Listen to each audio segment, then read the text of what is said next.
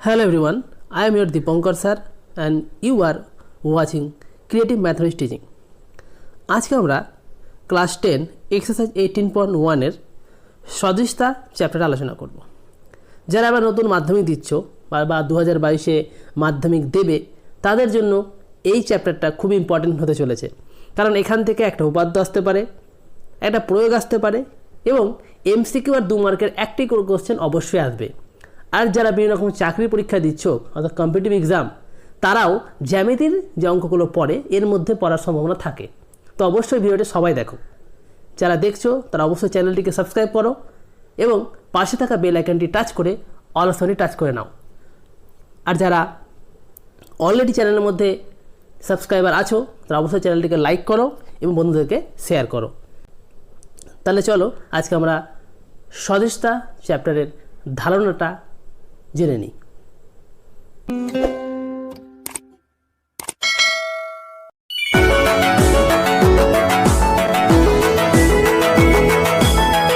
দেখো, সর্বসমতা ও সদৃশতার ধারণা।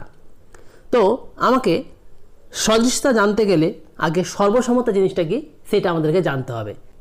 তাহলে আগে আমরা সর্বসমতা ব্যাপারটা জেনে নিই, ঠিক আছে? চলো দেখো, প্রথমে আছে সর্বসম কাকে বলে। তো সর্বসম কাকে বলে? যদি একই আকৃতি ও আকারের দুটি বস্তুকে একটির ওপর অন্যটিকে উপরিপাতন করা যায়, অর্থাৎ একটিকে যদি অন্যটির ওপর স্থাপন করা হয় এবং উহারা যদি পরস্পরকে সম্পূর্ণরূপ আবৃত করে রাখে, তাহলে এদেরকে সর্বসম বলা হয় এবং এই ধর্মটাকে বলা হয় সর্বসমতা। মানে সর্বসম বলতে বোঝাচ্ছে এটাই, অর্থাৎ তোমরা একটা জ্যামিতিক চিত্রকে যদি ঘুরিয়ে বা সরিয়ে যদি আবার কি করো ঠিক আগের জায়গাতে আনতে পারো, তাহলে সেই চিত্র দুটোকে বলা হয় সর্বসম। কি বললাম আমি? একটা চিত্রকে ঘুরিয়ে সরিয়ে যদি আবার একটার উপরে আর একটাকে কী করা যায়, উপরিপাতন করা হয় বা ঠিক আগের জায়গাতেই যদি সেট করা যায়, তাহলে সেই চিত্র দুটোকে বলা হয় সর্বসম। সর্বসমতার শর্তগুলো জানার আগে একটু জেনে নাও যে সর্বসম ত্রিভুজের অনুরূপ বাহু এবং অনুরূপ কোণগুলি সমান হয়। অর্থাৎ যদি দুটো ত্রিভুজ সর্বসম বলে দেয়, তাহলে সেই সর্বসম ত্রিভুজগুলোর কী হয় বলো তো? অনুরূপ বাহু এবং অনুরূপ কোণগুলি সমান হয়। এবার দুটো ত্রিভুজ সর্বসম, তো সর্বসমতাকে এই চিহ্নটা দ্বারা প্রকাশ করা হয়। এটা হচ্ছে সর্বসমতার চিহ্ন, অর্থাৎ দুটো প্যারালাল দাগ আর একটা উপর হচ্ছে বাঁকানো দাগ হবে। এটা হচ্ছে সর্বসমতার কি চিহ্ন, এটাকে কি বলা হয়? সর্বসমতার চিহ্ন বলা হয়, ঠিক আছে? এবার আমরা জানবো সর্বসমতার শর্তগুলি কি কি। চলো সর্বসমতার শর্তগুলি আমরা দেখে নিই। সর্বসমতার শর্তসমূহ। সর্বসমতার 4টি শর্ত রয়েছে। 1 নম্বর হচ্ছে বাহু বাহু বাহু বা এস এস এস, ঠিক আছে? এস ফর হচ্ছে সাইড, এস ফর কি সাইড, সাইড মানে হচ্ছে বাহু, ঠিক আছে? 2 নম্বর হচ্ছে বাহু কোণ বাহু, অর্থাৎ S A S, A for হচ্ছে অ্যাঙ্গেল, এ ফর কি অ্যাঙ্গেল, এ ফর অ্যাঙ্গেল, ঠিক আছে? 3 নম্বর হচ্ছে কোণ বাহু কোণ, অর্থাৎ এ এস এ অথবা কোণ কোণ বাহু বা এ এ এস। আর 4 নম্বর হচ্ছে সমকোণ অতিভুজ বাহু বা আর এইচ এস। আর ফর হচ্ছে রাইট অ্যাঙ্গেল, এইচ ফর হচ্ছে হাইপোটেনিয়াস এবং এইচ ফর হচ্ছে কি সাইড। আরেকবার বলেছি দেখে নাও।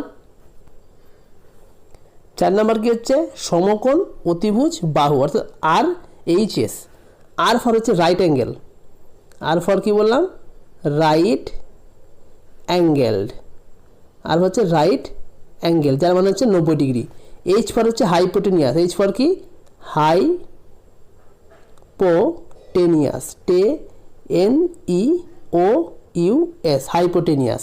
আর এইচ ফর এস ফর হচ্ছে সাইড। এবার আমরা এই যে 1 2 3 অর্থাৎ 4টে যে শর্ত, বাহু বাহু বাহু, বাহু কোণ বাহু, কোণ বাহু কোণ, আর কোণ কোণ বাহু, আর সমকোণ ত্রিভুজ বাহু, এই 4টে যে শর্ত, সেই শর্তগুলোকে আমরা জ্যামিতিক চিত্রের সাহায্যে বোঝার চেষ্টা করব, ঠিক আছে? তো এই 4টি শর্ত তোমরা জ্যামিতিক চিত্রের সাহায্যে দেখে নাও যে কেন আমরা বলছি বাহু বাহু বাহু, কেন বলছি বাহু কোণ বাহু, আর কেন বলছি কোণ কোণ বাহু, আর কেন বলছি সমকোণ অতিভুজ বাহু। কারণ যখনই দুটো ত্রিভুজের মধ্যে এই চারটে কন্ডিশন 1 2 3 4 এর মধ্যে যে কোনো একটা হোল্ড করবে, তখনই আমরা বলে দিতে পারবো সেই ত্রিভুজটা কি বলতে পারবো, সর্বসম। আর দুটো ত্রিভুজ যখনই সর্বসম হয়ে যাবে তাদের অনুরূপ বাহু আর কোণগুলো সমান হয়ে যাবে। তো তাই আগে দেখে নিই যে বাহু বাহুর সর্বসমতা বলতে কী বোঝায়, বাহু কোণ বাহুর সর্বসমতা বলতে কী বোঝায়, কোণ বাহু কোণের সর্বসমতা বলতে কী বোঝায়, আর সমকোণ অতিভুজ বাহুর সর্বসমতা বলতে কী বোঝায়। ঠিক আছে, চলো দেখো। 1 নাম্বার, বাহু বাহু সর্বসমতা বলতে কী বোঝায়। যদি একটি ত্রিভুজের 3টি বাহুর দৈর্ঘ্য অপর একটি ত্রিভুজের অনুরূপ 3টি বাহুর দৈর্ঘ্যের সমান হলে তাকে আমরা বাহু বাহু বাহু বা এসএসএস শর্ত বলবো। যখন একটা ত্রিভুজের 3টি বাহু অপর একটা ত্রিভুজের 3টি বাহুর অর্থাৎ অনুরূপ বাহুর সঙ্গে সমান হয়ে যাবে, তখনই তাকে আমরা বলবো কি, বাহু বাহু বাহু সর্বসমতা, বা ইংলিশে বললে এসএসএস সর্বসমতা। ঠিক আছে, এবার চিত্রের সাহায্যে ব্যাপারটা আমরা বুঝিনি। এটা হচ্ছে সংজ্ঞা দিলাম যে বাহু বাহু সর্বসমতা কাকে বলে। চিত্রের সাহায্যে দেখে নাও কীভাবে। এই যে দেখো, আমরা দুটো ত্রিভুজ এঁকে নিয়েছি। এই একটা ত্রিভুজ এবিসি, এই একটা ত্রিভুজ হচ্ছে ডিইএফ।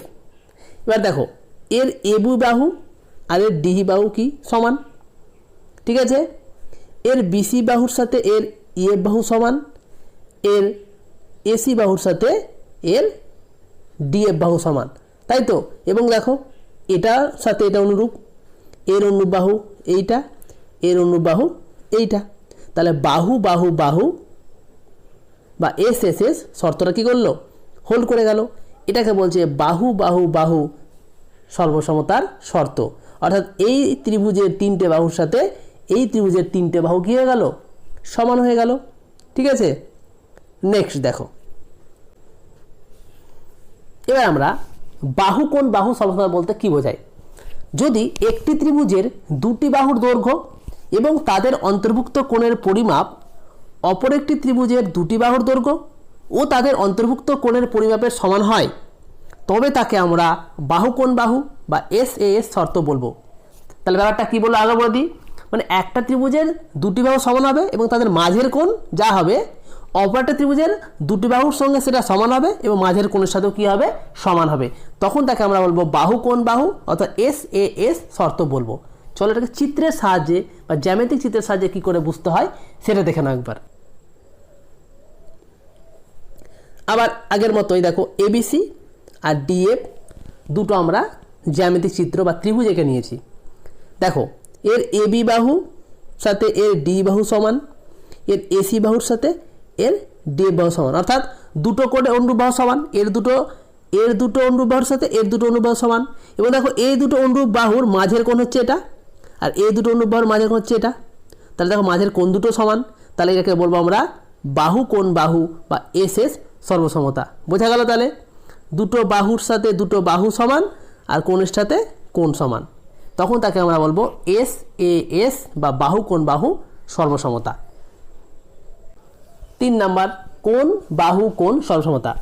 যদি একটি ত্রিভুজের 2টি কোণের পরিমাপ ও একটি বাহুর দৈর্ঘ্য অপর একটি ত্রিভুজের 2টি কোণের পরিমাপ এবং অন্য বাহুর দৈর্ঘ্যের সমান হয়, তবে তাকে আমরা কোণ বাহু কোণ বা এএসএ অথবা কোণ কোণ বাহু বা এএএস শর্ত বলবো। অর্থাৎ একটা ত্রিভুজের 2টি কোণ এবং একটা বাহুর সাথে আরেকটা ত্রিভুজের 2টি কোণ এবং অন্য বাহুর দৈর্ঘ্যটা সমান হতে হবে, তখন তাকে আমরা বলবো কোণ বাহু কোণ সর্বসমতা অর্থাৎ এএসএ। ঠিক আছে, চলো এটাকে জ্যামিতিক চিত্রের সাহায্যে আমরা আরেকবার বুঝে নিই। এবিসি আর ডিএফ হচ্ছে দুটো ত্রিভুজ। দেখো, এর দুটো কোণ সমান, অর্থাৎ এই কোণের সাথে এই কোণ সমান। অর্থাৎ এই কোণটা যদি 30 ডিগ্রি হয় তাহলে এই কোণটা কত হবে, 30 ডিগ্রি। এই কোণটা যদি 60 ডিগ্রি হয় তাহলে এই কোণটা কত হবে, 60 ডিগ্রি। তাহলে অনুরূপ কোণগুলো কী হয়ে গেল, সমান। আর দেখো, এর একটা বাহু সঙ্গে এর একটা বাহু কি সমান, তাহলে দুটো কোণ আর একটা বাহু সমান হয়ে গেল। তাহলে আমরা কী বলবো, কোণ বাহু কোণ বা কোণ কোণ বাহু সর্বসমতা। ঠিক আছে, মানে এ ত্রিভুজের দুটো কোণের সাথে এ ত্রিভুজের দুটো কোণ সমান হতে হবে, আর এ ত্রিভুজের একটা বাহুর সাথে এই ত্রিভুজের একটা বাহু কী হতে হবে, সমান হতে হবে। তখন এটাকে আমরা বলবো কোন বাহু কোন সর্বসমতা বা কোন কোন বাহু সর্বসমতা। ঠিক আছে,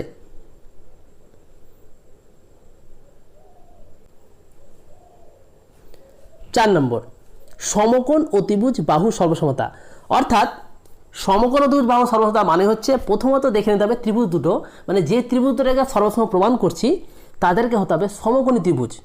ঠিক আছে, দেখো তাহলে সংজ্ঞাটা, একটি সমকোণী ত্রিভুজের অতিভুজের দৈর্ঘ্য এবং একটি বাহুর দৈর্ঘ্য অপর একটি সমকোণী ত্রিভুজের অতিভুজের দৈর্ঘ্য ও একটি বাহুর দৈর্ঘ্যের সমান হলে তাকে আমরা সমকোণ অতিভুজ বাহু বা RHS শর্ত বলবো।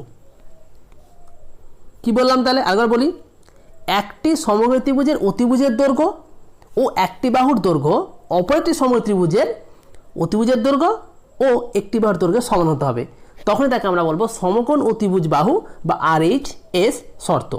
ঠিক আছে, চলো চিত্রের সাহায্যে মানে জ্যামিতিক চিত্রের সাহায্যে আমরা এর সংজ্ঞাটা দেখে নিই। দেখো আমরা বলে দিলাম যে ত্রিভুজ দুটোকে প্রথমত সমকোণী নিতে হবে। দেখো ABC আর D হচ্ছে দুটি সমকোণী ত্রিভুজ, কারণ কোণ ABC 90 ডিগ্রি, কোণ D হচ্ছে 90 ডিগ্রি, তাই তো। আর এটাকে বলা হয় অতিভুজ ABC ত্রিভুজের, এটাকে বলা হয় অতিভুজ DEF ত্রিভুজের। তাহলে কি বললাম, এই অতিভুজের দৈর্ঘ্য সমান হতে হবে, অর্থাৎ এটা যদি 5 সেমি হয় তাহলে এটাকেও 5 সেমি হতে হবে, তাহলে এরা সমান। আর কি, আর একটা বাহুর দৈর্ঘ্য সমান হতে হবে, দেখো এর ভূমির সাথে এর ভূমিটা কি সমান, তাহলে এটাকে আমরা বলবো সমকোণ অতিভুজ বাহু বা RHS সর্বসমতা। অর্থাৎ একটি করে কোণ 90 ডিগ্রি হতে হবে, তো অবশ্যই 90 ডিগ্রি হবে, কারণ অলরেডি ত্রিভুজগুলো সমকোণী হতে হবে, তাহলে এই কোণটা 90 ডিগ্রি, তাহলে আর যে ফর্মুলাটা মিলে গেল। H ফর হচ্ছে হাইপোটেনিয়াস অর্থাৎ অতিভুজ, তাহলে এই যে অতিভুজের সাথে অতিভুজ সমান হয়ে গেল। আর কি বলছে S ফর সাইড বাহু, তাহলে এই বাহুর সাথে এই বাহুটা কি হয়ে গেল, সমান হয়ে গেল। ঠিক আছে, তাহলে আমরা দুটো ত্রিভুজ সর্বসমতার যে 4টা শর্ত, সেই 4টা শর্ত জ্যামিতিক চিত্রের সাহায্যে বুঝে নিলাম। ঠিক আছে, এবার আমরা পড়ব সদৃশতা বলতে কি বোঝায়। দেখো সদৃশতা বলতে কি বোঝায়, যদি একাধিক বস্তু বা চিত্রের আকার আলাদা হলেও আকৃতি এক হয় তবে বস্তুগুলি বা চিত্রগুলি পরস্পর সদৃশ হবে, আর এই ধর্মকেই বলা হবে কি সদৃশতা। কি বললাম, একাধিক বস্তু বা চিত্রের আকার যাই হোক, মানে আকার যাই হোক আকৃতিটা এক হতে হবে। আকার মিন্স সাইজ আর আকৃতি মিন্স কি শেপ, দুটোর মধ্যে কিন্তু আকাশ পাতাল পার্থক্য, মাথায় রাখবে। শেপ মিন্স আকৃতি, আকৃতি বলতে শেপ বোঝায়, আর আকার বলতে সাইজ বোঝায়। তো বলছে সাইজ যাই হোক, অর্থাৎ বড় হোক ছোট হোক ডাজন্ট ম্যাটার, শেপটা সেম হতে হবে। একটা গোল হলে গোলই হবে, বৃত্তাকার হলে বৃত্তাকারই হবে, এটা বলতে চাইছি। তাহলে যদি একাধিক বস্তু বা চিত্রের আকার আলাদা হলেও আকৃতি এক হয় তবে বস্তুগুলোকে আমরা বলবো কি বলতো, পরস্পর সদৃশ। আর বস্তুর ধর্মকেই বলবো আমরা কি সদৃশতা। ঠিক আছে, কিন্তু সর্বসমতার ক্ষেত্রে কী হয় বলতো, মানে দুটো ত্রিভুজ যদি সর্বসম হয়ে যায় বা দুটো ত্রিভুজকে সর্বসম তখনই বলবো যদি চিত্রগুলি আকৃতি অর্থাৎ শেপ আর আকার অর্থাৎ সাইজ একই হতে হবে। মানে দুটো সর্বসম ত্রিভুজের আকৃতি অর্থাৎ শেপ আর হচ্ছে আকার অর্থাৎ সাইজ দুটো কিন্তু এক হতে হবে। কিন্তু সদৃশতার ক্ষেত্রে কিন্তু সেটা বললাম না। দুটো ত্রিভুজকে সদৃশ হতে গেলে শেপটা একই হতে হবে, অর্থাৎ আকৃতি এক হতে হবে, আকার যাই হোক। কিন্তু সর্বসমতার ক্ষেত্রে শেপ সাইজ অর্থাৎ আকার আকৃতি দুটোকেই সেম হতে হবে। ঠিক আছে, তাহলে আমরা সদৃশতার একটা ছবি দেখে নিই, মানে দুটো চিত্র আমরা দেখে নিই বা একাধিক বস্তু দেখে নিই যারা সদৃশ। ঠিক আছে, এবং দেখব কয়েকটা বস্তু বা চিত্র ছবি যারা সদৃশ নয়। ঠিক আছে, দেখো তোমাদের সামনে আমি 4টে আপেলের ছবি দিয়েছি, তাই না। 4টে আপেলের মধ্যে সেম কী জিনিস আছে দেখো, 4টা আপেলের দেখো তুমি শেপ অর্থাৎ আকৃতিটা কিন্তু সেম আছে। দেখো 4টা আপেলের কি শেপটা কি, এবং দেখো সাইজটাও কি আছে, একই আছে। এই আপেল দুটো কি বলতো, শেপও একই আছে আবার সাইজও একই আছে। তাহলে এগুলো হচ্ছে সদৃশতার ছবি। সাইজ সেটা ছোটো বড়ো হতেও পারতো, কোনো সমস্যা নাই। সদৃশতার ক্ষেত্রে মানে দুটো চিত্র বা তার বেশি চিত্র সদৃশ হতে গেলে অবশ্যই শেপটাকে অর্থাৎ আকৃতিটাকে সেম হতে হবে, শেপটাকে। তো দেখো প্রত্যেকটা আপেলের দেখো শেপটা কি আছে, সেম আছে, সাইজ যাই হোক সে সাইজ এক হতে পারে, আলাদা হতে পারে। তাহলে এগুলো হচ্ছে কি তোমার সদৃশ্যতার ছবি। ঠিক আছে, এবার কটা ছবি দেখব যারা সদৃশ নয়। দেখো আমি দুটো চিত্র এঁকেছি, একটা হচ্ছে গোলাকার, একটা হচ্ছে ত্রিভুজাকার। দুটোর দেখো সাইজ কিন্তু এক, দুটোর আকার কিন্তু এক, কিন্তু শেপ কিন্তু আলাদা। একটা শেপ হচ্ছে বৃত্তাকার বা গোলাকার, একটা শেপ হচ্ছে ত্রিভুজাকার। তাহলে এরা কিন্তু পরস্পর সদৃশ নয়। তাহলে বোঝা গেল যে কারা সদৃশ কারা সদৃশ নয়। সদৃশ হতে গেলে তাহলে শেপটাকে সেম হতে হবে, সাইজ যাই হোক। এদের দেখো সাইজ সেম আছে কিন্তু শেপটা কিন্তু আলাদা, একটা বৃত্তাকার বা গোলাকার, একটা হচ্ছে ত্রিভুজাকার। তা যেহেতু এদের শেপটা আলাদা তাহলে এরা কিন্তু সদৃশ নয়। ঠিক আছে, আর আপেলগুলো কী ছিল, শেপটা কী ছিল, সাইজ যাই থাক, এক থাক আলাদা থাক, ওই জন্য ওদেরকে কী বলেছিলাম, সদৃশ বলেছিলাম।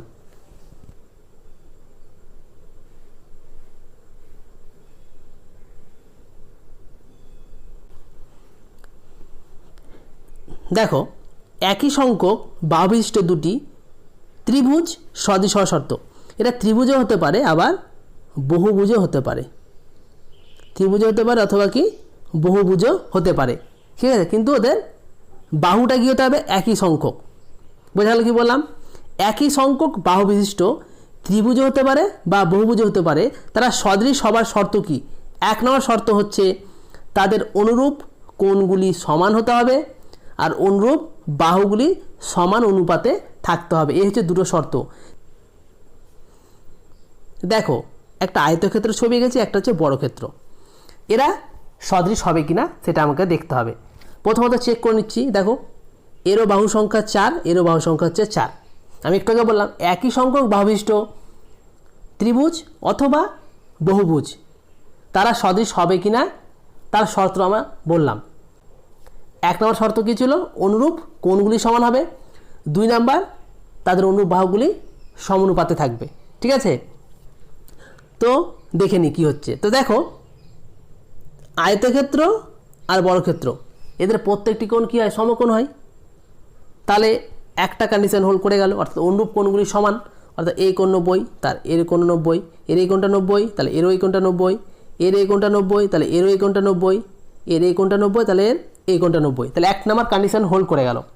2 নম্বর কী ছিল, বাহুগুলি সমানুপাতে থাকবে। তো দেখো এর একটা বাহু আছে 4, একটা বাহু আছে 2, এর একটা বাহু 5, একটা বাহু কি 5, কারণ বর্গক্ষেত্র প্রত্যেকটা 5 হবে।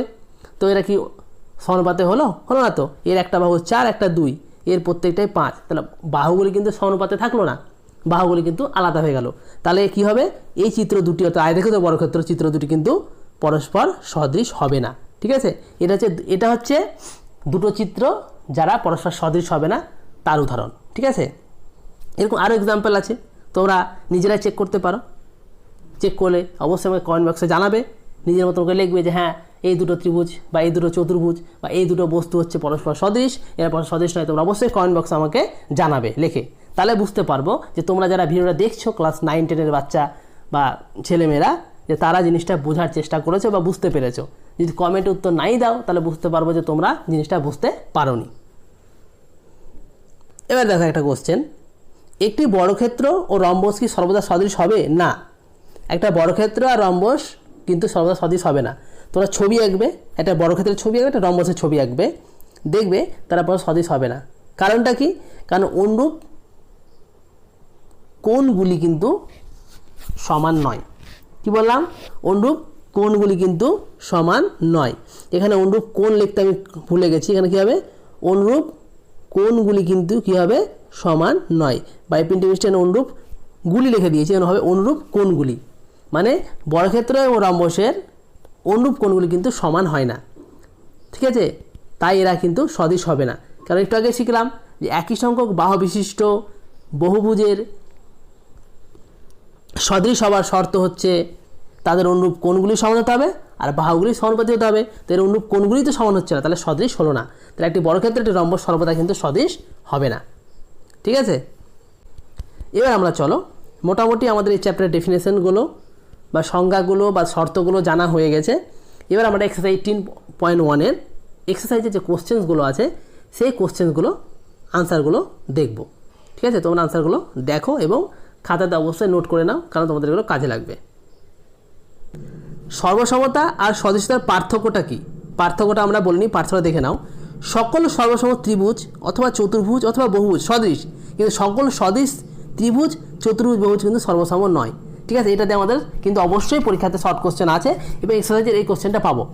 এক্সারসাইজে যখন আমরা সলভ করতে যাবো এই ধরনের একটা কোশ্চেন পাবোই। কি বললাম, সকল সর্বসম ত্রিভুজ অথবা চতুর্ভুজ অথবা বহুভুজ, মানে এক কথায় সর্বসম চিত্র সদৃশ, কিন্তু সকল সদৃশ চিত্র কিন্তু সর্বসম নয়।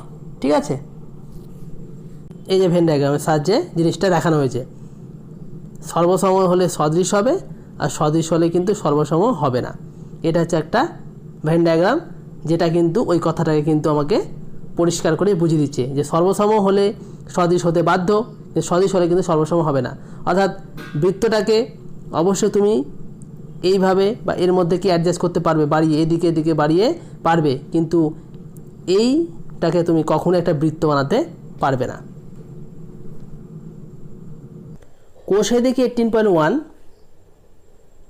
এক, সঠিক উত্তরটি লিখি। 1 নম্বর, সকল বর্গক্ষেত্র ড্যাশ। সকল বর্গক্ষেত্র কী হবে বলো তো? সকল বর্গক্ষেত্রে কি হয়? সকল বর্গক্ষেত্রে কি হয়? সাইজ যাই হোক শেপটা তো সেম হয়। কি জানি বর্গক্ষেত্র এরকম হতে পারে, এরকমও হতে পারে, তারপর এরকমও হতে পারে, তাই না?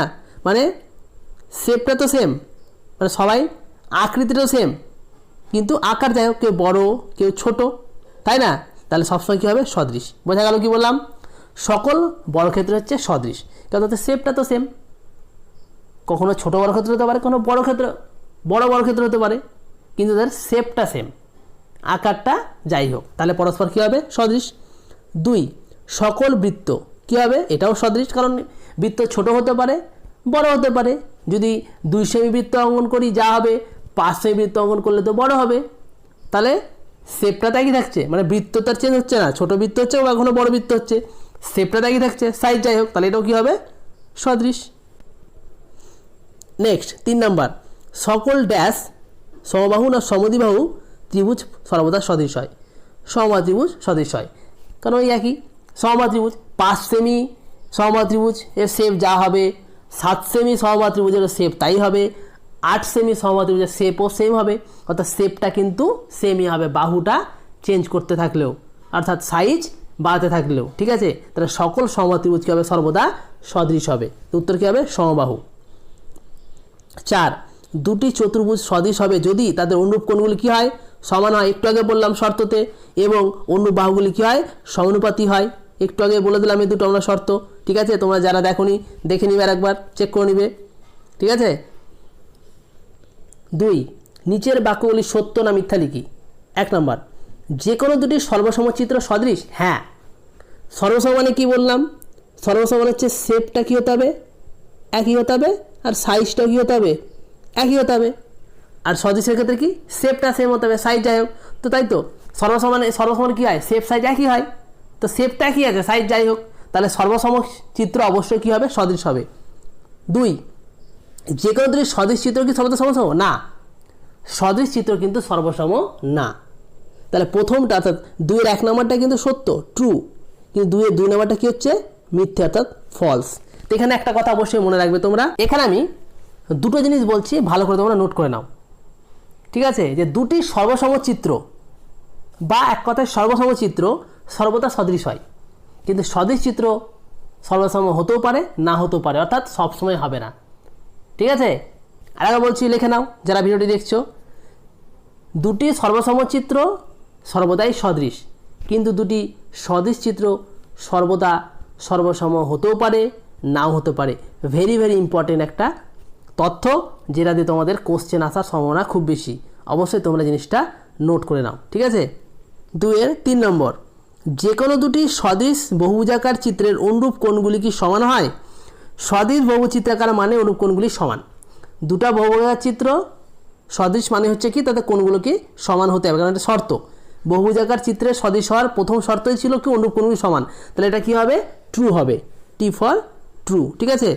4, যে কোনো দুটি সদৃশ বহুভুজাকার চিত্রের অনুরূপ বাহুগুলি সমানুপাতিক। হ্যাঁ, এটাও সত্য, কারণ বহুভুজাকার চিত্র সদৃশ হওয়ার এটা হচ্ছে সেকেন্ড কন্ডিশন ছিল, দ্বিতীয় শর্ত ছিল। 5, বর্গক্ষেত্র ও রম্বস সর্বদা কি সদৃশ? না, একটু আগে আমরা বললাম যে বর্গক্ষেত্র আর রম্বস সর্বদা কিন্তু সদৃশ নয়, একটু আগে আলোচনা করলাম আমরা ডেফিনেশনের সময়, তাই এটা কিন্তু কী হবে, মিথ্যে হয়ে গেল। 3, একজোড়া সদৃশ চিত্রের উদাহরণ লিখি। একজোড়া সদৃশ চিত্রের উদাহরণ আমরা একটু আগে লিখলাম, কয়েকটা বর্গক্ষেত্র ছবি এঁকে নেবে, ঠিক আছে, একটা 4 সেমি বর্গক্ষেত্র রাখবে, একটা 6 সেমি বর্গক্ষেত্র রাখবে, একটা 9 সেমি বর্গক্ষেত্র রাখবে, এরকম অনেক কটা বর্গক্ষেত্র এঁকে নেবে, তাহলে হচ্ছে কি সদৃশ চিত্রের উদাহরণ। তোমাকে বলেছে এক জোড়া বলেছে, দুটো বলেছে, তাহলে দুটো তুমি একই বর্গক্ষেত্র এঁকে নেবে, ঠিক আছে, একটা 4 সেমি বর্গক্ষেত্র, একটা 6 সেমি বর্গক্ষেত্র, আর তুমি দুটো সেমি আয়তক্ষেত্র এঁকে নেবে, একটা 5 সেমি আর 3 সেমি, একটা 6 সেমি আর 8 সেমি, তাহলে তো হয়ে গেল, ঠিক আছে। 4 নম্বরে কী বলেছে, একজোড়া চিত্র অঙ্কন করি যারা সদৃশ নয়। তো আমি একটু আগে একটা চিত্র দিয়ে বোঝালাম যারা সদৃশ নয়। কী বলেছিলাম, একটা আয়তক্ষেত্র অঙ্কন করবে, মনে করো এই বাহুটা 4, এটা হচ্ছে 2, আর একটা বর্গক্ষেত্র অঙ্কন করবে, ঠিক আছে, মনে করো 5 সেমি বর্গক্ষেত্রের একটা ছবি, প্রত্যেকটা বাহু 5, তাহলে এরা পরস্পর কি সদৃশ নয়। এটা হচ্ছে তোমার উদাহরণ বা একজোড়া চিত্র যারা পরস্পর কি সদৃশ নয়। তো ভিডিওটি যারা শেষ পর্যন্ত দেখলে, স্কিপ না করে, তাদেরকে ভিডিও দেখার জন্য অসংখ্য ধন্যবাদ। তোমরা এইভাবে সাপোর্ট করো চ্যানেলটিকে এবং লাইক এবং কমেন্ট করতে ভুলো না, ঠিক আছে। থ্যাংক ইউ, বাই, সবাই ভালো থেকো।